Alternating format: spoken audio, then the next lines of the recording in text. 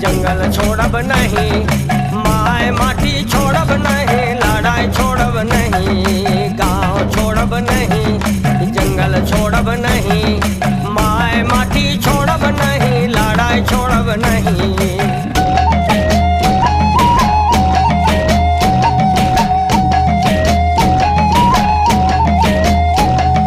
बांध बनाए, गांव डुबोए, कारखाना बनाए, जंगल काटे, खादान खोड़े, सेंचुरी बनाए। बांध बनाए, गांव डुबोए, कारखाना बनाए, जंगल काटे, खादान खोड़े, सेंचुरी बनाए। जल जंगल जमीन छोड़ी हमीन कहाँ कहाँ जाए, विकास के भगवान बता हम कैसे जान बचाए, भाई हम कैसे जान बचाए। गांव छोड़ब नहीं, जंगल छोड़ब नहीं, माय माटी छोड़ब नहीं, लड़ाई छोड़ब नहीं।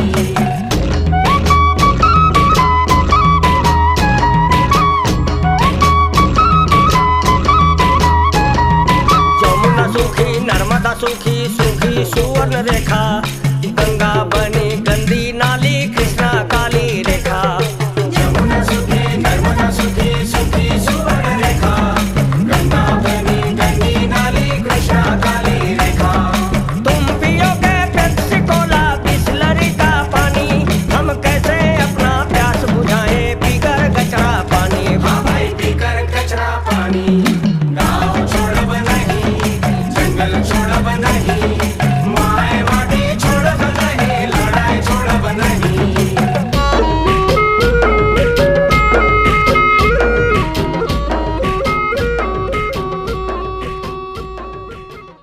आस्था की शुरुआत 1986 में राजस्थान के उदयपुर जिले के आदिवासी बाहुल्य क्षेत्र कोटड़ा से हुई।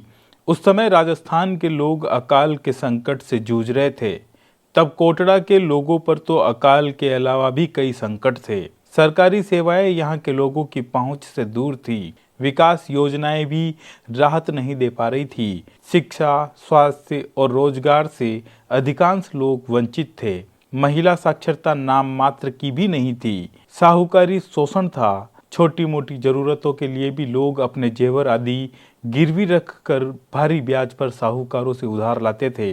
ब्याज की दर इतनी थी कि न तो उधार चुका पाते थे और न ही गिरवी रखे जेवर छुड़ा पाते थे। ऐसे संकट और चुनौतियों से भरे क्षेत्र में आस्था के साथियों ने कोटड़ा के विकास की दिशा तय करने का प्रयास शुरू किया। सघन जंगल के उबड़ खाबड़ रास्तों से गुजरकर आस्था के साथी कोटड़ा पहुंचे। 1986 में आस्था की शुरुआत हुई।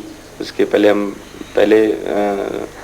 3 महीनों में ही हमने तय कर दिया 1986 में कि हम लोग कोटड़ा को ही चुनेंगे। फिर उसके बाद 3 महीने तक हम पूरे कोटड़ा में, हम 2-3 लोग खास तौर से जिन्होंने जिम्मेदारी ली कि एक बार इधर उधर पूरा एरिया में घूम फिर के पता लगाया जाए कि यहाँ किस तरह की स्थिति है, लोग कैसे रहते हैं, क्या समस्याएं हैं, किन मुद्दों पर काम करेंगे।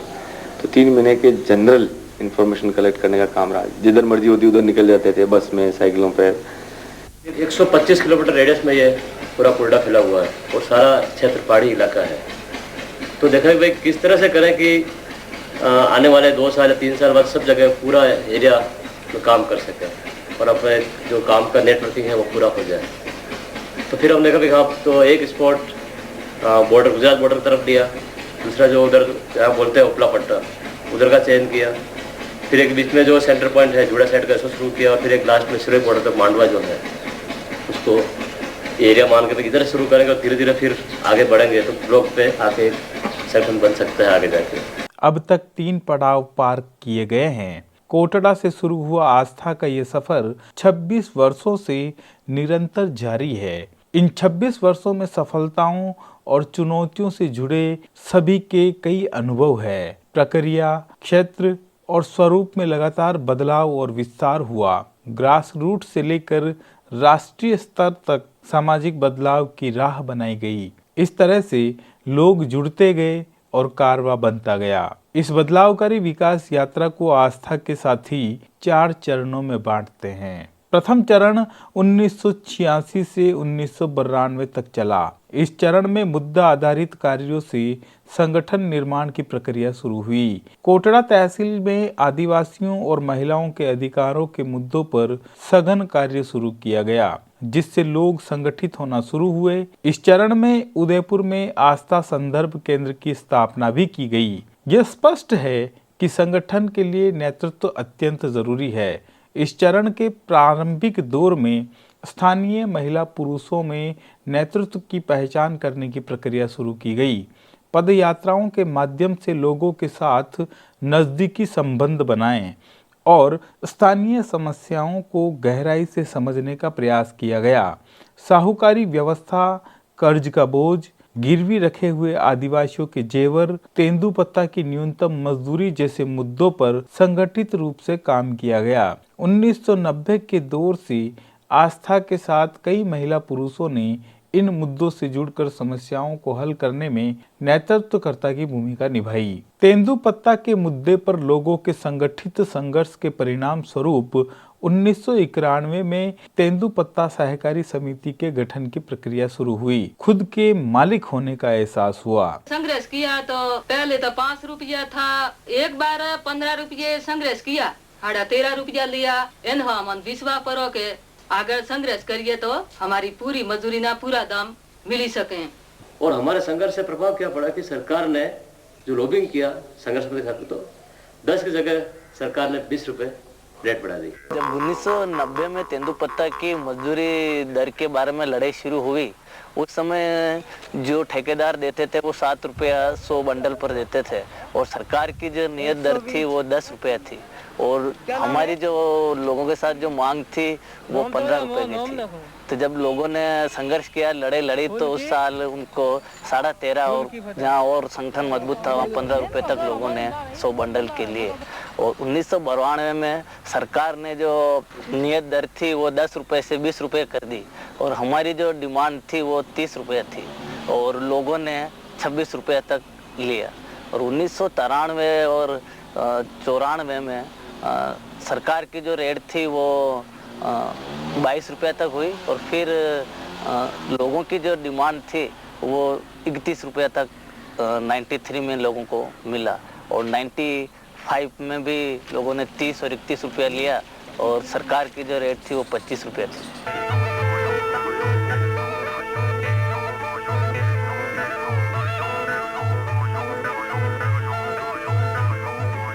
हमने उसके बाद संघर्ष करते हुए 2-3 साल तक हमने संघर्ष किया है, 2 साल तक। तो फिर हमने ये वापस हमारी जो बैठक हुई और बैठक में हमने ये निर्णय लिया, क्यों अपना देश का और अपनी तहसील का पैसा बाहर जा रहा है, क्यों नहीं अपनी सोसाइटी आदिवासियों के लिए मनाई जाए। जो बना हुए अपन तो अपना मतलब जो पैसे रहें और उन पैसों को अपन किसी विकास के काम या शिक्षा के काम के ऊपर लेंगे और खर्च करेंगे।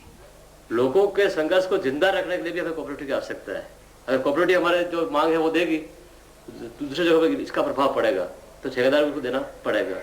ये 2 मेन उद्देश्य थे उसमें, इसको ध्यान में रखकर कोऑपरेटिव का निर्माण हुआ। 91 के सीजन में जब कोऑपरेटिव ने काम किया तो 7 लाख रुपए का प्रॉफिट कोऑपरेटिव को फर्स्ट ईयर में हो गया। तो इसको आधार मानते हुए और जो दक्षिणी राजस्थान में जो संघर्ष समिति एक तैयार हो चुकी थी, जो तेंदुपत्ता समन्वय समिति के नाम से जानी जाती, तो उसके जो अन्य जुड़े हुए जो संगठन थे, तो फिर उन्होंने देखा कि जब कोटड़ा में कोऑपरेटिव को 7 लाख रुपए प्रॉफिट हो सकता है तो क्यों नहीं हम भी अपने यहाँ पे कोऑपरेटिव ये बना लें। तो इसमें यह है कि अब जैसे 5 कोऑपरेटिव हो गई, मांसवाड़ा, प्रतापगढ़, कोटड़ा और एक आबू रोड में भी बन गई 94 में और एक झालावाड़। ये 5 कोऑपरेटिव जो मिलकर के अब एक फेडरेशन बनाने जा रही है।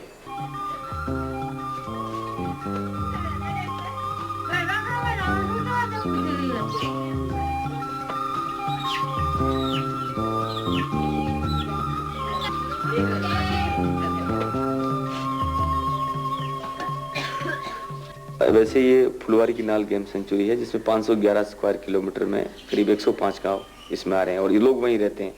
1983 में सेंचुरी डिक्लेयर होगी। 5 साल तक इसका टाइम होता है कि 5 साल तक कोई रूल्स नियम लागू नहीं हुए। 88 में आके तेंदुपत्ते का ठेका बंद हो गया और वन उपज पर बैंड लगा दिया। सेंचुरी का स्टाफ आ गया और पूरे जो पहले पुराना वाला स्टाफ बदल दिया और जैसे सेंचुरी का स्टाफ आया तो उन्होंने लोगों के साथ जुर्माना वसूल करना, जो भी वन उपज लोग लेके आ रहे हैं, तेंदुपत्ता लेके आ रहे हैं, इस तरह की प्रक्रिया शुरू कर दी। हमने पैदल यात्रा काटी, सब लोगों प्रसार किया कि हमारा जंगल में गेम सेंचुरी आई है तो सब वन उपज ऊपर प्रतिबंध लगा है तो सब भाई बहन सब ने एक करवो है, सब ने संघर्ष लड़वो है।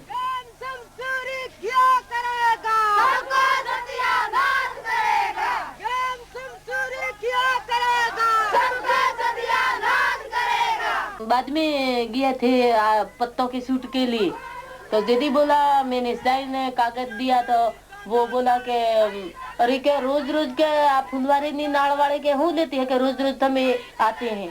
हमने बोला पीछे साहब ऐसी बात है कि अब हमारे घर से लाड़ी थी काली है कि गोरी है कि केवी है थमन मालूम। और हमारे गेम समसूरी में फुलवारी नी नाल में हमार हूँ खाई रो है, हूँ पी रो है, हूँ दुख है, हमन खबर है तेना में आविए ना कोई तमन हमें पगी लगवा नहीं आविएगा। तो हमारा तारीफ रोक लागी रही लो है तो हमारे पेट पोहिए 12 बच्चों है, हमें किम करी जिंदा रखी है, इसलिए हम आवण पर नगर कोई हमारा जरूरी नहीं इन करके बोला। तो वो सूट दी कि जो के 5 पत्तों नहीं 9 साल सूट दी तो वो 9 साल पत्तों नहीं हमारे सूट करी तो 9 साल नड़ों तक ठेका पड़ा। अलग अलग मुद्दे के ऊपर अलग अलग संगठन बने हुए थे। तेंदुपत्ता के ऊपर तेंदुपत्ता संघर्ष समिति और गेम सेंचुरी का जो संघर्ष है उसमें आदिवासी वन सुरक्षा एवं हित रक्षक समिति, सीमेंट फैक्ट्री संघर्ष समिति, माइंस मजदूर यूनियन, तो इन सब संगठन को जोड़ के हमने ये आदिवासी विकास मंच का निर्माण किया है, जो कि अभी जंगल, जमीन और पानी से जो जुड़े मुद्दे हैं उनके ऊपर प्रयास कर रहे हैं। जंगल के बसाने लिए गांव गांव में मिट्टी रखा और हम जाओ भाई अपने जंगल अपने हल जोई जे सबरू जोई जे अपने मकान मोड़वान लाकड़ू जोई जे तो कोई लकड़ी मत काटो, हम लोगों ने समझावा। गांव में पंचायत में बैठक राखी ने उन लोगों ही बातचीत करिए कि भाई जंगल अपना है, जंगल ने रक्षा भी करवी है, जंगल में जो भी वन उपज है वो लेवो है। हमारे गांव के लोग थे अभी तो जंगल ऊपर ध्यान दे रहे। उसके लिए हमने 2-3 ट्रकें रोकी। एक ट्रकें सरकार को रोक करके भरी हुई ट्रक जब्त करवाई। रात को पकड़ी 2 बजे ढोल बजा के कम से कम 200 आदमी इकट्ठे हुए, रोड का एक खड्डा कर दिया। तो इस तरह के हमने एक खड्डा खोद करके फिर उस ट्रक को रोकी। फिर हम वहां रोक करके रात को रेंजर के पास आया तो रेंजर उठे नहीं।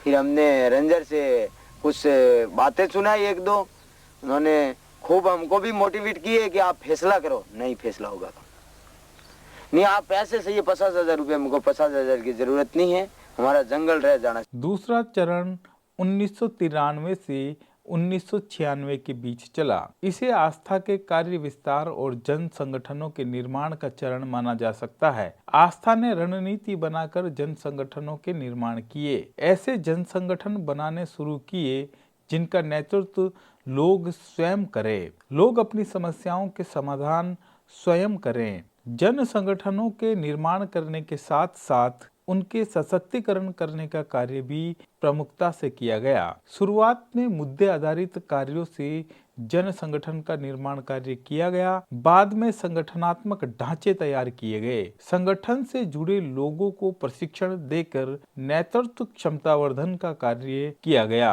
कोटड़ा क्षेत्र में गठित विभिन्न मुद्दा आधारित संगठनों और उनके नेतृत्वकर्ताओं के साथ संगठनों के स्वरूप, ढांचा, सदस्यता और व्यापकता को लेकर विस्तृत बहस की शुरुआत हुई। इसके परिणाम स्वरूप आदिवासी विकास मंच की स्थापना हुई। इसी चरण में जाडोल गीरवा में महिला हिंसा एवं महिला अधिकार के मुद्दों पर आदिवासी महिला जागृति समिति की शुरुआत की गई। यह चरण जंगल जमीन जन आंदोलन के लिए भी जाना जाता है। यह जन आंदोलन पीढ़ियों से वन भूमि पर काबिज समुदाय को उसके परंपरागत वन अधिकारों को कानूनी मान्यता दिलवाने के लिए किया गया। वन विभाग द्वारा की जा रही बेदखली को रोकने के लिए भी यह जरूरी था। यह आंदोलन आस्था एवं अन्य सामाजिक संगठनों के साझा प्रयास से सामने आया। आगे जाकर यह दक्षिणी राजस्थान में विभिन्न हिस्सों में फैला। इस तरह से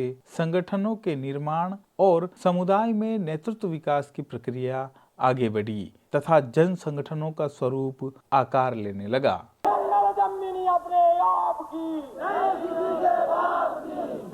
उदयपुर संभाग में जंगल जमीन जन आंदोलन के स्थापना की खबर जंगल में आग की तरह फैल गई और लोग धीरे धीरे इस संगठन से जुड़ना शुरू हो गए। तहसीलों एवं गांवों में सभाएं हुई। संगठन में हम सब आपरे मन में जो डर है कि भाई माँ तो फॉरेस्टर की बात, जंगलात वाले की बात नहीं करें या कोई हमको तंग करे उसकी बात नहीं करें, मेरी बात नहीं है। ये सब बात खोलनी पड़ेगी। खोलोगा नहीं बात तो फिर बात आगे बढ़ नहीं सकती। और 6 अक्टूबर 1995 को लोग उदयपुर पहुंचे। कोटड़ा, झाड़ोल, गोगुंदा, सलूम्बर, सराड़ा, कुंभलगढ़, गिरवा, खैरवाड़ा, पूरे दक्षिणी राजस्थान से हजारों आदिवासी उदयपुर में जमा हो गए और आंदोलन का आह्वान किया। आप लोगों के नाम पर अवसर है यहाँ पे। ये जो तमाम इस संभाग के आदिवासी हैं, उनके विकास के लिए, उनके डेवलपमेंट के लिए, उनकी योजनाएं बनाने के लिए ये सफेद दफ्तर खोला हुआ है यहाँ। हम ये भी घोषणा कर रहे हैं कि हम यही रोटियां बनाएंगे, यही चूल्हे जलाएंगे, यहीं पर बैठेंगे।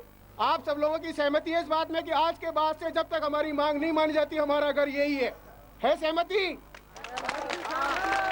जब जंगल जमीन हमारी बन, जंगल के पड़ोसी हम हैं, जंगल के पास हम रहते हैं, जंगल के हक हमको हैं, और ये क्या कहते हैं कि जंगल हमारा है, वहाँ का पानी हमारा है, जंगल के पत्थर जो निकलते जो हमारे हैं, तो क्या हम आसमान से गिरे?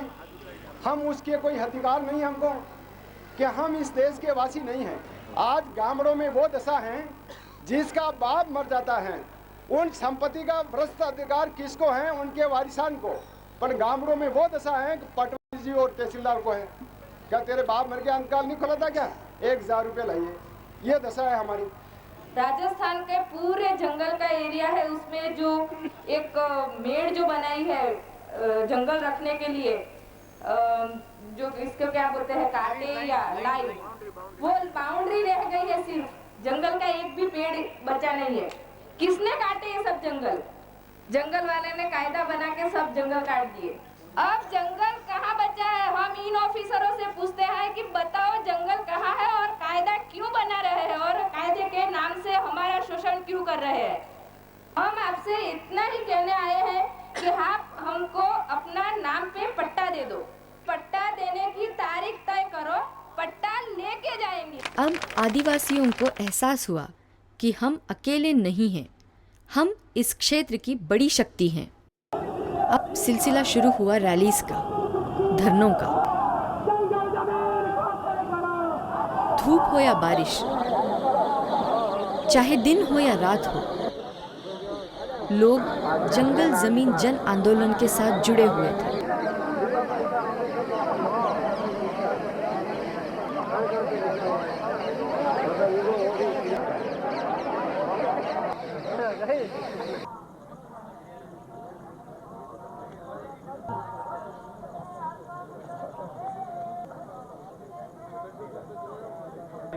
धरने के पहले चुनिंदा लोगों की बैठक हुई।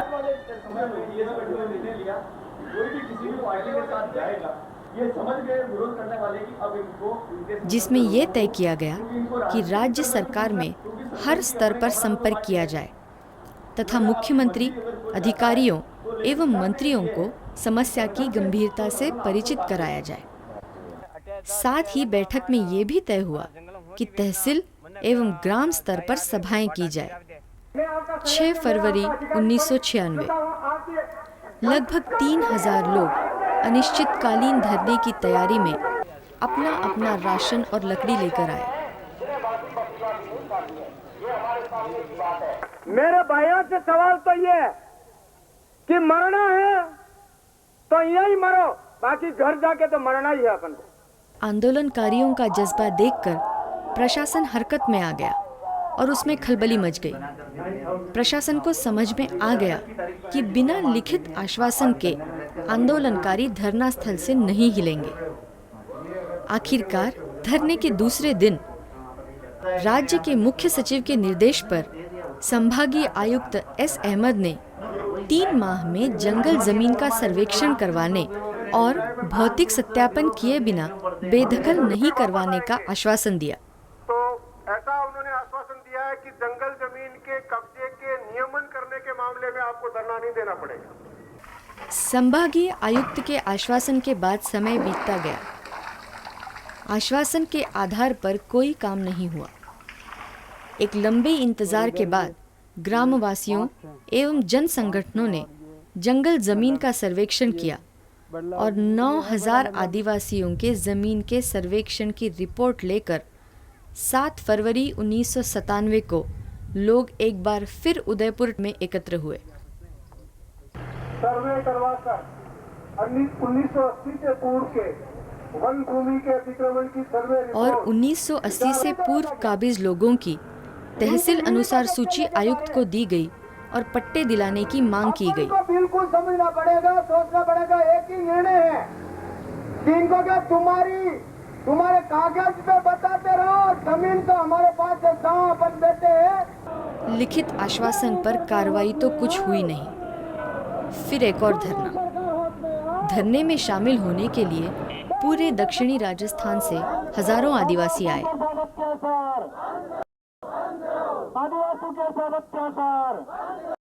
हर आदिवासी के पास वन अधिकारी के अत्याचार की एक ना एक कहानी तो है ही। फॉरेस्टर वाले आके हमें धमकी बताते हैं कि यहाँ से हटो आप, ये ज़मीन तो लाइन के अंदर है, ये आपकी नहीं हो। तो हम सब यहाँ, देश भी आज़ाद नहीं था तब से यहाँ रह रहे हैं। हमारे पिताजी का पिताजी भी यहाँ था।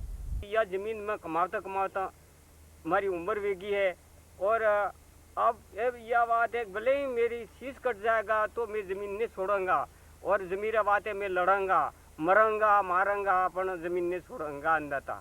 यह हमारी बात है और मैं गरीब लोग को हाथ में रोटी दे और सरकार फांसी ले रहा है तो मेरा धनी कौन है। तीसरा चरण 1997 से 2003 के बीच चला। आस्था के संगठनात्मक कार्यों के परिणाम इस चरण में साफ तौर पर सामने आने लगे। अब तक के प्रयासों से 7 जन संगठन अस्तित्व में आ चुके थे। आदिवासी विकास मंच, आदिवासी महिला जागृति समिति, गोडवाड़ आदिवासी संगठन, वागड़ मजदूर किसान संगठन, राजसंबंध महिला मंच, एकल नारी शक्ति संगठन व जरगा क्षेत्रीय विकास समिति जैसे संगठन प्रभाव में आए। इन संगठनों के सामूहिक नेतृत्व, संचालक मंडलों का गठन, उनकी तैयारी एवं उनके मुद्दों को जिला एवं राज्य स्तर पर ले जाने हेतु नेतृत्वकर्ताओं की तैयारी शुरू हुई। जन संगठनों को ढांचागत रूप देकर उनमें विभिन्न लोगों की सहभागिता और जिम्मेदारियां तय की गई। इस तरह जन संगठनों को व्यापक रूप दिया गया। वर्ष 1998 में विधवा एवं एकल महिलाओं को संगठित करने का प्रयास राज्य स्तरीय सम्मेलन के बाद शुरू हुआ, जिसमें एकल नारी शक्ति संगठन की स्थापना की गई। राज्य स्तर पर संगठन की राज्य कमेटी के गठन के साथ ही तहसील स्तर पर एकल एवं विधवा महिलाओं के सदस्यता आधारित संगठन की शुरुआत हुई। एक औरत, किसी की लाडली बेटी, किसी की नटखट बहन, किसी की सुहागन और किसी की प्यारी माँ। ऐसे न जाने कितने ही रिश्ते मेरी छांव तले पनपते हैं और मजबूत होते हैं। मुझ में ही तो पुरुष का सारा संसार बसता है। लेकिन जैसे ही इस पुरुष समाज का साथ छूटता है, तो मानो कांच का ये महल एकदम से चकनाचूर हो जाता है। ये लाडली बेटी, ये नटखट बहन, ये सुहागन और ये प्यारी माँ अचानक से कुल्टा, अछूत, डायन और न जाने कैसे कैसे अलंकारों से सजा दी जाती है। हाँ, ये अलंकार ही तो हमारा सच था, एक कड़वा सच, जहां सारे रिश्ते नाते या तो समाज या फिर परंपरा की भेंट चढ़ चुके थे। लेकिन इस सच के अलावा एक सच और भी था। मेरी तरह इस रास्ते के मुसाफिर और भी थी। इस घनघोर अंधेरे में उजाले की किरण कहीं तो टिमटिमा रही थी, एक लौ जल रही थी।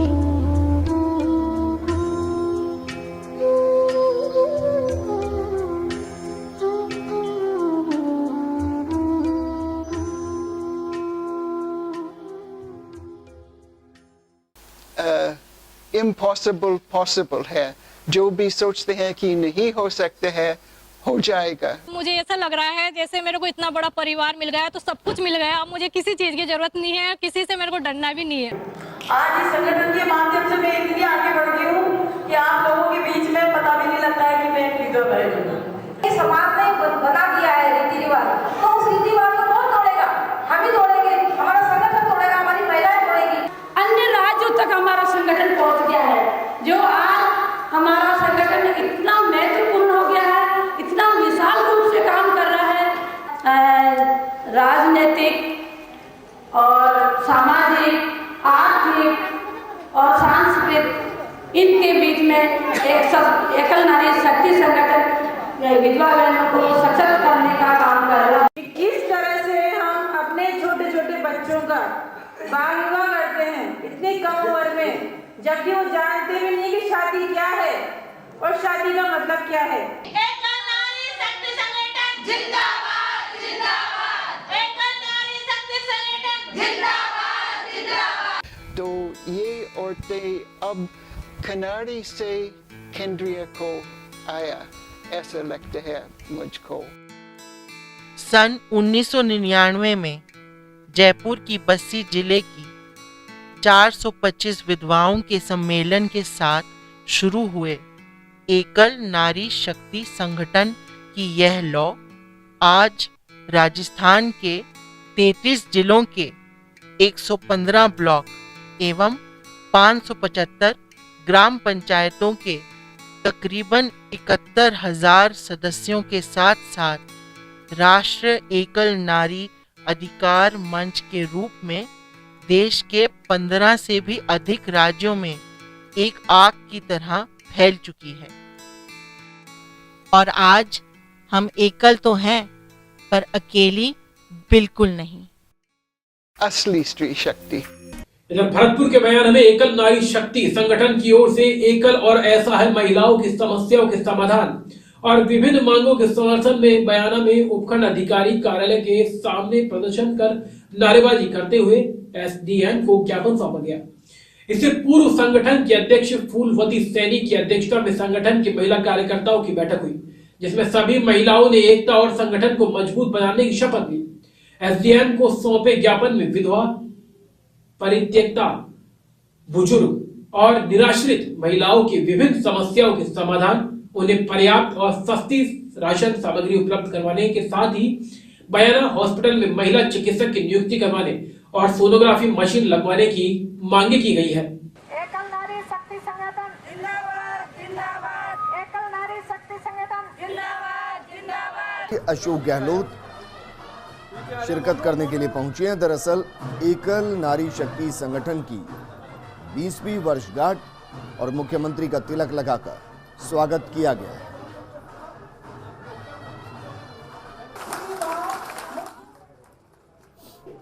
तो मुख्यमंत्री को अपने बीच पाकर किस तरीके से तालियों की गड़गड़ाहट आप सुन रहे हैं, ये बताता है कि मुख्यमंत्री जब यहाँ पर पहुँचे तो हर किसी का उत्साह बढ़ा, संगठन का भी उत्साह बढ़ा। यकीनन इस कार्यक्रम के बाद संगठन और जोर शोर के साथ, मजबूती के साथ काम करेगा।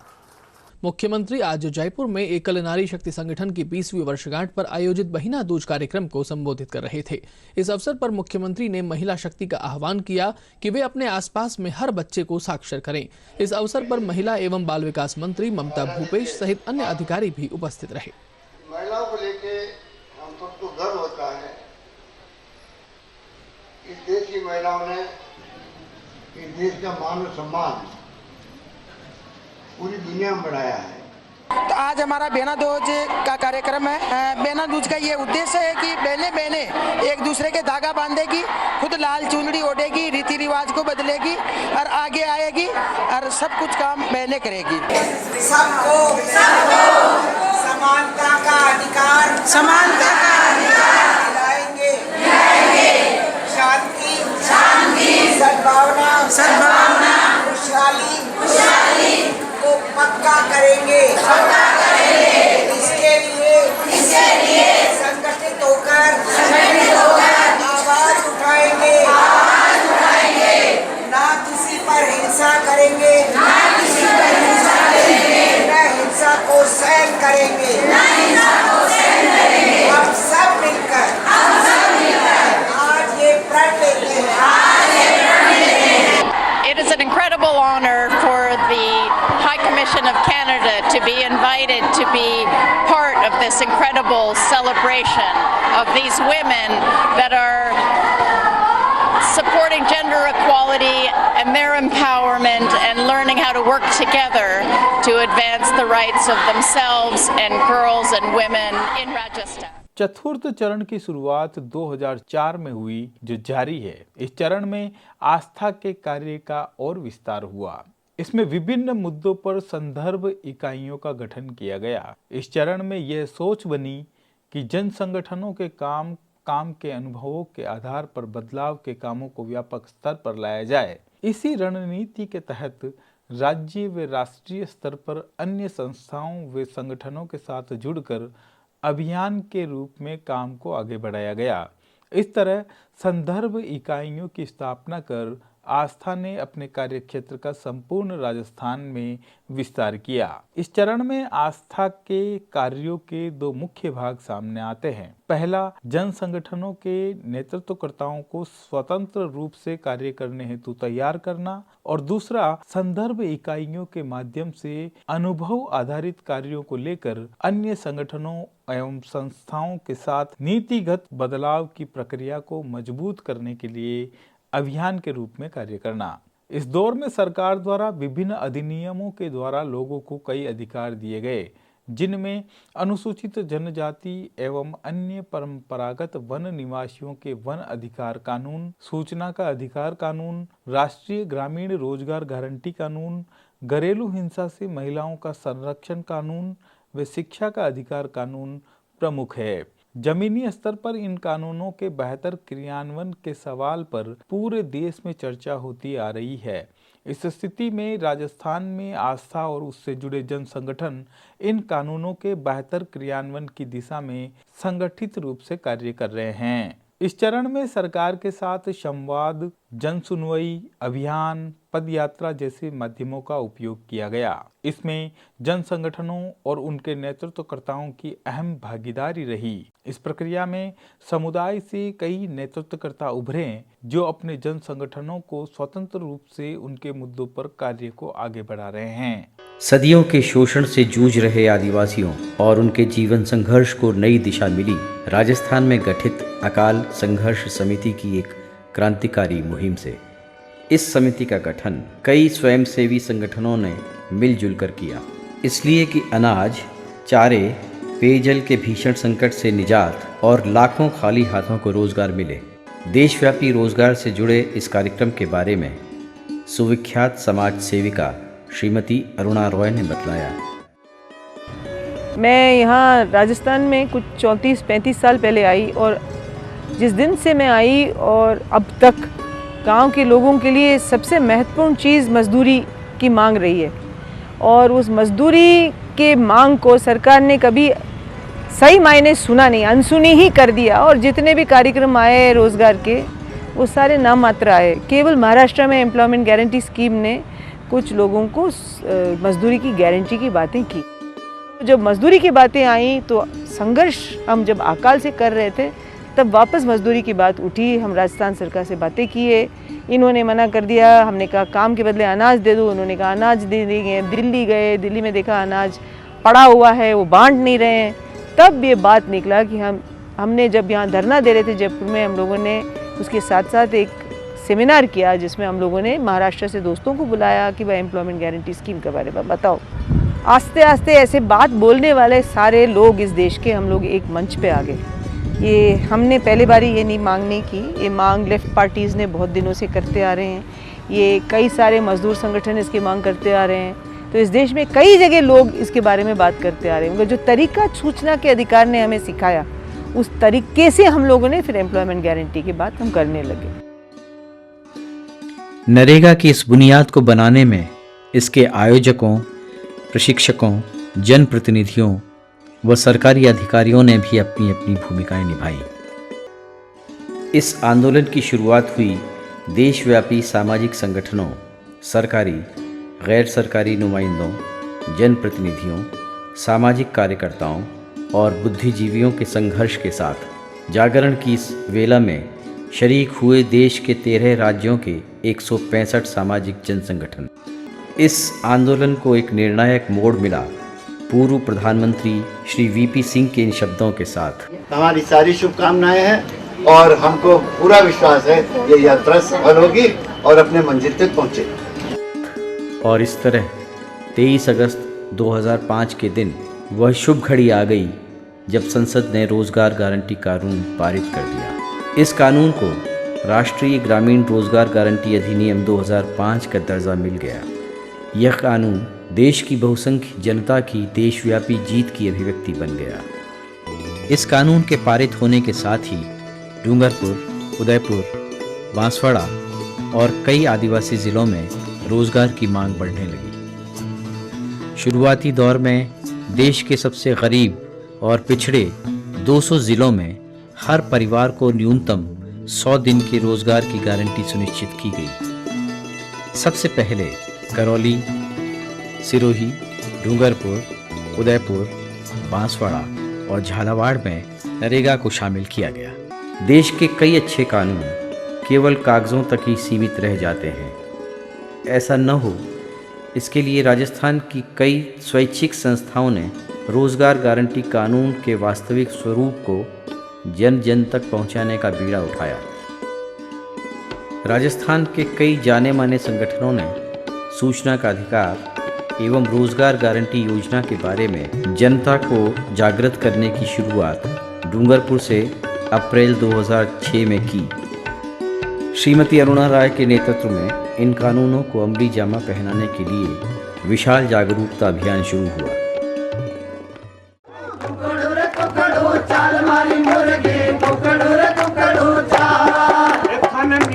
आज का नेता हरे कंठ छुरी धर देता।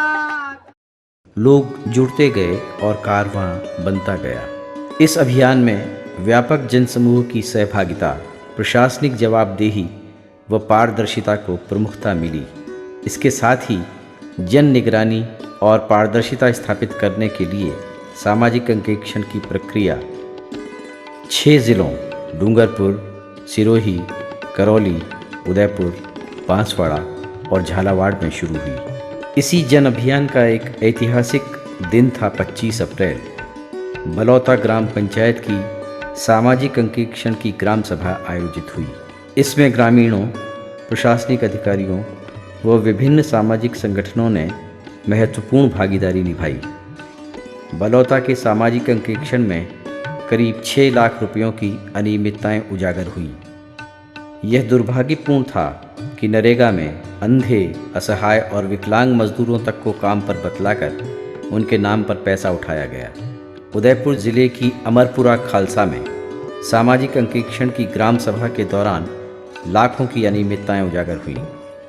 यहाँ के सरपंच को जेल भी जाना पड़ा और इस तरह राजस्थान सहित पूरे देश के लोग जन जागरण के अभियान से जुड़ते चले गए।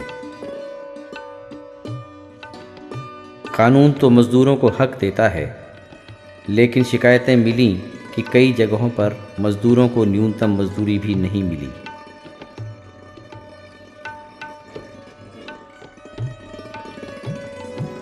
नरेगा में श्रमिकों के प्रति न्याय और उनकी मजदूरी का पूरा पैसा मिले, इसके लिए न्यूनतम मजदूरी टास्क के आधार पर नपती की नई व्यवस्था और पारदर्शिता जैसे मुद्दों पर गंभीरता के साथ विचार विमर्श हुआ और इस व्यवस्था को लागू किए जाने के प्रयास होने लगे।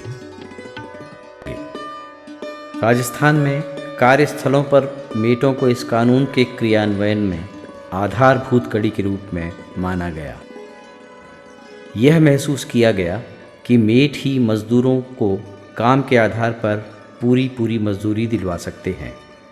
मेटों के कानूनी प्रावधानों और तकनीकी जानकारियों के लिए कई प्रशिक्षण आयोजित किए गए। इन शिविरों में 50% महिलाओं की भागीदारी भी सुनिश्चित की गई। काम पर प्रशिक्षित मेटों को ही नियोजित करने का निर्णय लिया गया। उन्हें 5-5 के समूह में काम पर लगाने का फैसला हुआ। इसकी वजह से मजदूरों को काम के आधार पर मजदूरी मिलने की शुरुआत हुई। यह सच है कि मजदूरों के हक की यह लड़ाई जन जन की आस्था और सम्मान से जीने की एक मुहिम बन गई है। हर हाथ को काम दो, काम का पूरा दाम दो। रोजगार गारंटी कानून कहता है कि न्यूनतम मजदूरी 100 दिन का के आधार पर लोगों को मिलना चाहिए। अब हम कह रहे हैं नपती से काम हो रहा है और आप और हम, यहाँ सीधी सी बात है, और हम कहीं भी जाएं हमें पता है कि चाहे स्टाफ नहीं हो उस वजह से या चाहे मेटों की ट्रेनिंग नहीं हुई उस वजह से, लेकिन नपती ढंग से नहीं हो रही है, ये हमें मानना पड़ेगा और ये हमारी जिम्मेदारी है। जब नरेगा का कानून आ गई, हम सोचे थे कि पूरा करना चाहिए जो भी इसकी सफल होगा। तो पहले हमने वो लोगों को भी प्रचार किया कि जॉब कार्ड कैसे लेते हैं, जॉब कार्ड लेने के बाद फिर भी कैसे वो काम के लिए प्रस्ताव दे सकते हैं, फिर जब काम मिल गई को तो कितने दिन बाद आपका चुकाना होना चाहिए। तो इसकी नरेगा का काम वो भी पूरा लोगों के लिए उपयोग होगा। आस्था इसमें अभी जो कोशिश ये कर रहे हैं कि लोगों को न्यूनतम मजदूरी पूरी मिले, और मेट ट्रेनिंग का जो प्रक्रिया है उसमें आस्था पूरी तरह से जुड़ी हुई है कि जो काम करवाने वाली जो कड़ी है वो मेट है। मेट लोगों को हैंडल करता है, मेट लोगों से काम करवाता है, नाप के देता है काम और नाप के वापस लेता है। भिंडर व कोटला से जुड़े कार्यस्थलों के बारे में हमें यह जानकारी मिली। मस्टोल के अंतर्गत जो लिखा पढ़ी करनी चाहिए, नाप देना चाहिए, पर डे समूह बना के कार्य कराना चाहिए, वो ऐसा अभी तक मैंने कई साइडों पे देखा भी है। मैंने नहीं करते हैं, क्योंकि जानबूझकर इसलिए नहीं कहते हैं कि कुछ हेरा फेरी के हिसाब से वो चलते रहते हैं, इसलिए समूह भी नहीं बनाते। 82 रुपये आज वर्तमान में पंचायत समिति भिंडर में मजदूरों की एवरेज रेट है। हम चाहते हैं इसे 100 तक लाएं। इसके लिए हमने प्रयास किया है कि मेटों को अच्छे ढंग से ट्रेनिंग दी जाए। सिर्फ लोगों को काम अमाउंट जो देना होता था उसी बिहाफ पे होता था, तो लोग सोचते थे कि काम हो या नहीं हो पैसा तो मिलेगा ही मिलेगा। लेकिन नरेगा है, जितना काम उतना दाम। तो अभी लोगों को समझने में टाइम लग रहा है कि हम काम करेंगे तो हमको पैसा मिलेगा। अभी तक के जितने जो प्रोग्राम्स थे भारत सरकार के या राज्य सरकार के, वो प्रोग्राम्स थे उसके पीछे कोई एक्ट नहीं था या कोई स्टैट्यूट नहीं था, तो एक बाध्यता नहीं थी। नरेगा में एक बाध्यता आ गई, इस एक्ट के कारण हमें देना ही पड़ेगा, उनका अधिकार बन गया, उनका हक बन गया। ये दोनों में भिन्नता मैं मानता हूँ। या डेफिनेटली मैं अपने बांसवाड़ा का अपना उदाहरण देना चाहता हूँ। तो मैं यही कहना चाहता हूँ कि बांसवाड़ा सरी के बैकवर्ड एरिया में नरेगा ने डेफिनेटली एक तरह का आंदोलन पैदा किया। इस चरण में एकल नारी शक्ति संगठन का राजस्थान के साथ साथ अन्य राज्यों में भी विस्तार हुआ, जिसकी शुरुआत झारखंड, हिमाचल प्रदेश, बिहार, महाराष्ट्र, गुजरात आदि राज्यों में हुई है। इसी के साथ ही राष्ट्रीय स्तर पर राष्ट्रीय एकल नारी मंच की स्थापना हुई। इसमें विभिन्न राज्यों की महिलाएं अपने अनुभव बांटती है। वे एकल नारी के मुद्दों को राष्ट्रीय एजेंडा में लाने के लिए प्रयासरत हैं। सूचना का अधिकार वह खुरपी है जो पारदर्शिता के पौधे रोपती है। इसे हर एक संस्था को अपनाना चाहिए और सभी के हकों को सुरक्षित रखना चाहिए। इसी सोच के साथ आस्था इस महत्वपूर्ण कानून के क्रियान्वयन की दिशा में अनवरत प्रयासरत है। संसद में कानून पारित होने पर आस्था के काम को मजबूत आधार मिला। इस कानून को जन जन तक पहुंचाने के लिए जागरूकता अभियान, नुक्कड़ सभाएं व गतिविधियां आयोजित की। साथ ही अनेक प्रशिक्षणों, कार्यशालाओं एवं बैठकों के माध्यम से सूचना के अधिकार को विस्तारित करने, अर्जियां लगाने व सरकारी कार्यालयों के समक्ष कियोस्क लगाकर सूचना लेने में लोगों की मदद करने जैसे प्रयास किए गए। अपने काम के दौरान आस्था की यह सोच बनी कि बड़ी संख्या में पलायन करने वाले श्रमिकों को अधिकारों की जानकारी नहीं होने से उनका शोषण निरंतर हो रहा है। श्रम बाजार में आदिवासी क्षेत्र के श्रमिक अकुशल कार्यों में जुड़े हुए हैं, जिससे भविष्य में भी उनकी मजदूरी में अनुभव के आधार पर किसी भी प्रकार की बढ़ोतरी होने की संभावना नहीं है। साथ ही आदिवासी क्षेत्रों में शहरों में जाने पर मजदूरों की पहचान को लेकर भी पुलिस द्वारा परेशान करने के मुद्दे उठते हैं। आस्था द्वारा प्रवासी श्रमिकों पर कार्य करने वाली संस्था व संगठनों के साथ मिलकर इस मुद्दे पर काम शुरू किया गया। श्रमिकों तक पहुंच सुनिश्चित करने, उनकी समस्याओं को समझने व उसे समाधान की प्रक्रिया में ले जाने के लिए स्रोत स्थल के साथ साथ गंतव्य स्थल पर भी श्रमिक सहायता एवं संदर्भ केंद्र स्थापित किए गए। आस्था द्वारा इस मुद्दे पर कार्य की शुरुआत उदयपुर जिले की कोटड़ा तहसील से की गई। यह पाली जिले का सुमेरपुर नगर है। व्यापारिक दृष्टि से यह नगर काफी समृद्ध है। सदियों से यहाँ व्यापार फल फूल रहा है। यहाँ की मंडी भी नामचीन है। जैसे जैसे इस नगर में व्यापार का फैलाव हुआ, वैसे वैसे यहाँ रोजगार के अवसर उपलब्ध हुए। यही कारण है कि आसपास के गांवों सहित पड़ोसी जिलों के मजदूर भी यहाँ आने लगे। यहाँ किसी को निर्माण क्षेत्र में काम मिलता है तो किसी को मंडी में हमाली का काम मिल जाता है। आसानी से काम मिल जाने के कारण यह नगर मजदूरों की पसंद बनता गया। राजस्थान के उदयपुर जिले के कोटड़ा व सायरा क्षेत्र के आदिवासी समुदाय के हजारों लोग रोजगार के लिए सुमेरपुर कस्बे में आते हैं। बरसों से सुमेरपुर में काम करने के बावजूद भी कई कारणों के चलते उनकी आर्थिक स्थिति में सुधार नहीं हो पाया।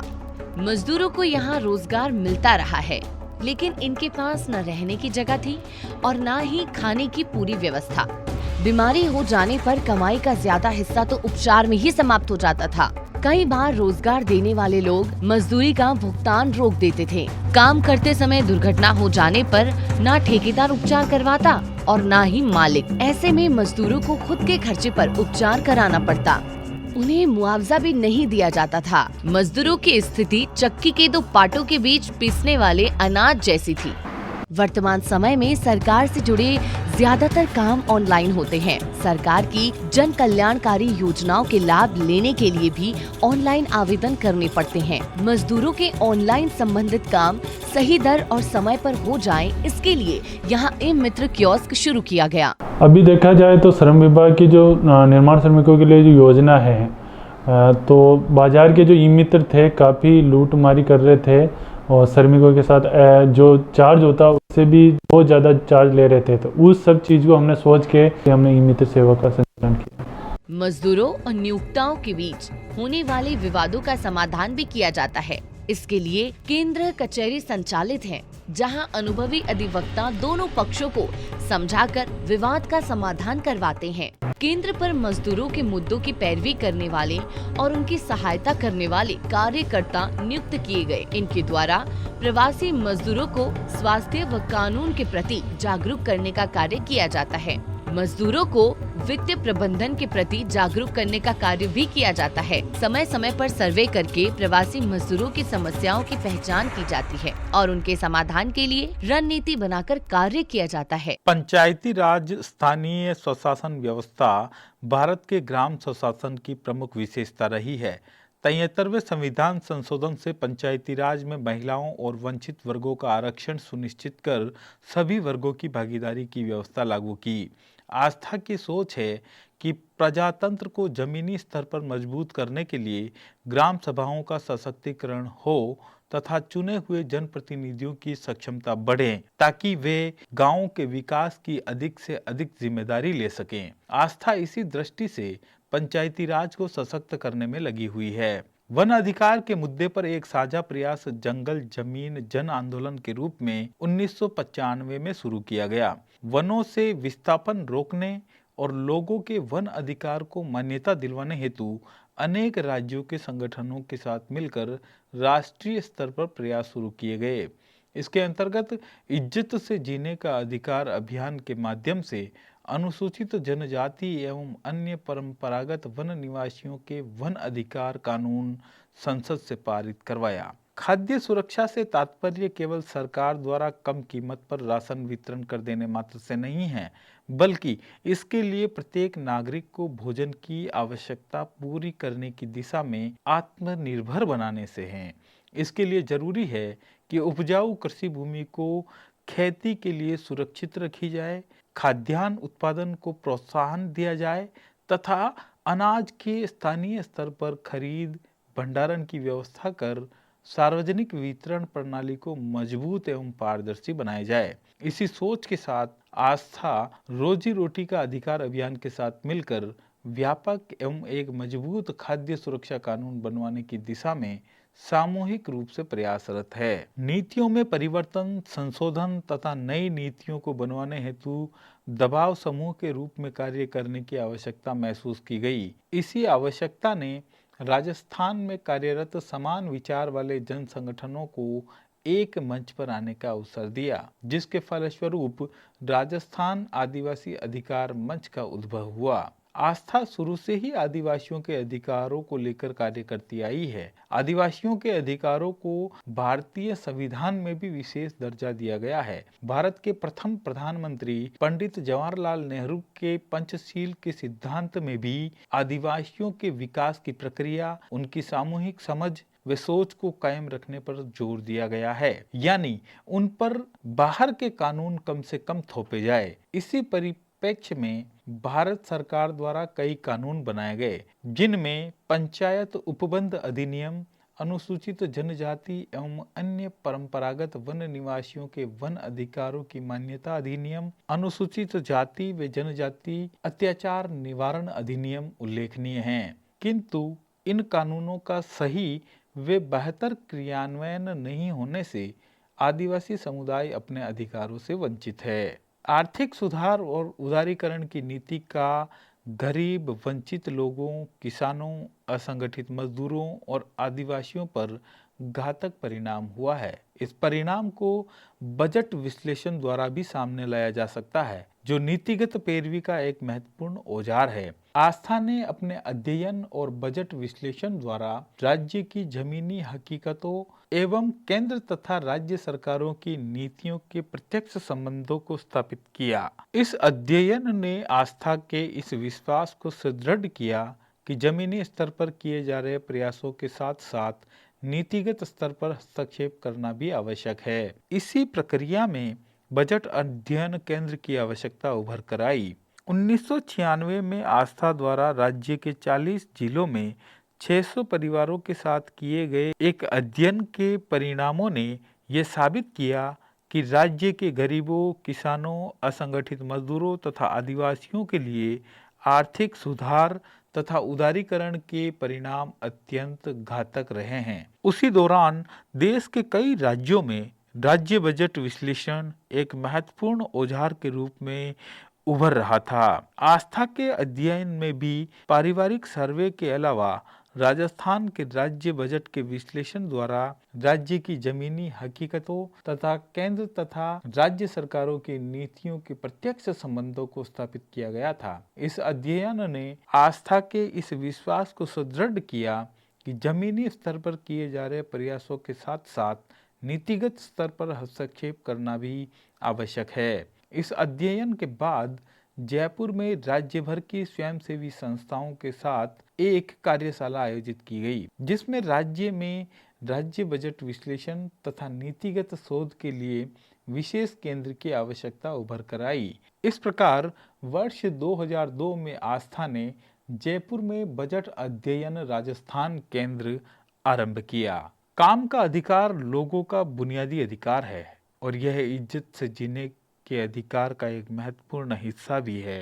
राज्य में लगातार बढ़ते अकाल, छोटी कृषि जोत, बेरोजगारी, पलायन और इनसे उत्पन्न कुपोषण एवं भूखमरी की स्थिति को केंद्र में रखकर आस्था द्वारा काम के अधिकार के मुद्दे पर साझे प्रयास की शुरुआत की गई। रोजगार गारंटी कानून लागू होने के बाद उसके प्रभावी क्रियान्वयन को आस्था ने अपने काम का एक अहम हिस्सा बनाया। आस्था द्वारा गठित किए गए सभी संगठनों के द्वारा वन अधिकार, रोजगार गारंटी, आदिवासी स्वशासन, कर्ज मुक्ति, शराबबंदी, खाद्य सुरक्षा, विधवा पेंशन, पलायन, विस्थापन सहित आदिवासियों के कई मुद्दों पर कार्य का विस्तार किया। गोडवाड़ आदिवासी संगठन ने अपने क्षेत्र में काम करते हुए क्षेत्र के 90% पात्र लोगों को वन अधिकार पत्र दिलवाए हैं। तो इस तरीके से आस्था द्वारा बनाए गए जन संगठनों द्वारा समाज के विकास के लिए निरंतर कार्य किया जा रहा है। आस्था के साथियों का शुरू से ही ये विश्वास रहा है कि लोगों के पास पर्याप्त ज्ञान है और किसी भी कार्य को करने की लोगों में पूरी क्षमता है, लेकिन उन्हें अवसर नहीं मिल पाने के कारण न ज्ञान का उपयोग हो पाता है और न ही क्षमता का। आस्था के साथियों ने शुरू से ही लोगों की शक्ति में विश्वास किया, लोगों को पर्याप्त अवसर उपलब्ध कराएं ताकि वे स्वयं अपनी समस्याओं का समाधान कर सके। आस्था लोगों के अधिकारों की प्रबल समर्थक है, यानी मानवाधिकारों के पक्ष में है। आस्था का मानना है कि लोग संगठित होकर अपने अधिकार हासिल कर सकते हैं और अपने समस्याओं के समाधान कर सकते हैं। आस्था संस्था का सफर चौथे पड़ाव पर है।